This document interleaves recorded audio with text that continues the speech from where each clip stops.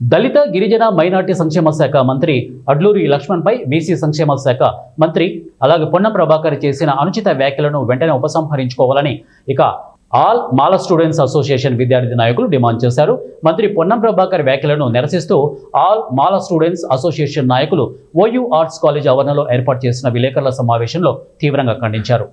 ఈ సందర్భంగా all Mala students JAC chairman Mandala Bhaskar మాట్లాడుతూ ఒక దళిత సామాజిక వర్గానికి చెందిన అడ్డూరి లక్ష్మణ్ను మంత్రి పొన్నం ప్రభాకర్ కించపరిచే విధంగా మాట్లాడడం సమంజసం కాదని అన్నారు.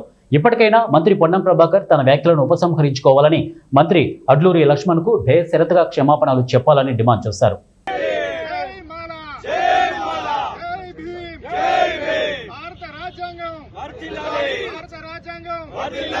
ఇప్పటి వరకు మాట్లాడలేదు. గ్రూప్ 1 లో ఉన్నటువంటి 15 కులాలకు 1% రిజర్వేషన్ వచ్చింది.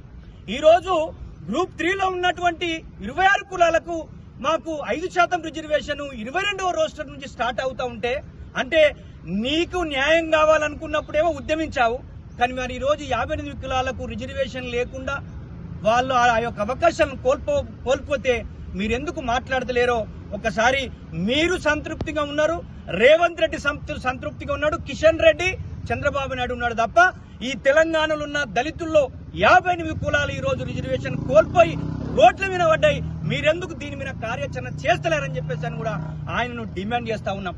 అందుకే మేము మాల సంఘాల జేఏసీగా మేము నిరంతరం ఈ ఉద్యమించడానికి కూడా సిద్ధపడ్డాం.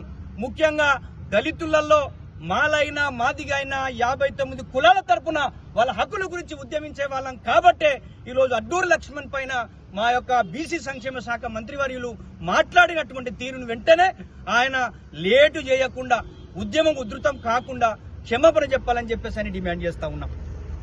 ప్రధాన న్యాయమూర్తి జస్టిస్ గవాయ్ గారి పైన జరిగిన ఈ దాడిని మాల సంఘాల చేసి మాల స్టూడెంట్ చేసి తరఫున మేము తీవ్రంగా ఖండిస్తా ఉన్నాం.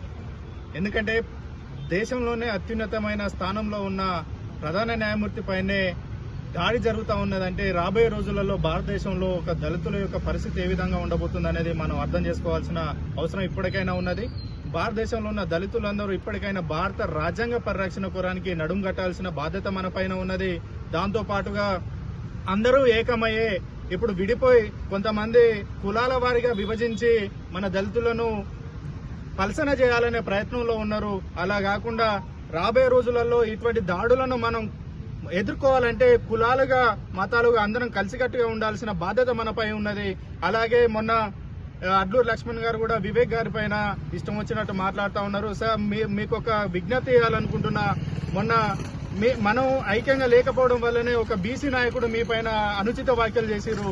అందుకని ఇప్పటికైనా మీరు వివేక్ గారి పైన కానీ వివేక్ గారు మీ పైన కానీ ఎటువంటి ఇలాంటి మనస్పర్ధ లేకుండా మన దళిత సమాజానికి ఉపయోగపడే పనులు గవర్నమెంట్ ద్వారా చేయాల్సిన బాధ్యత మీపై ఉన్నది. ఇప్పటికైనా మీరిద్దరూ కలిసికట్టుగా ఈ తెలంగాణ రాష్ట్రంలో ఉన్న దళిత సమాజ అభివృద్ధికి ప్రయత్నం చేస్తారు, పనులు చేస్తారని మేము భావిస్తా ఉన్నాం.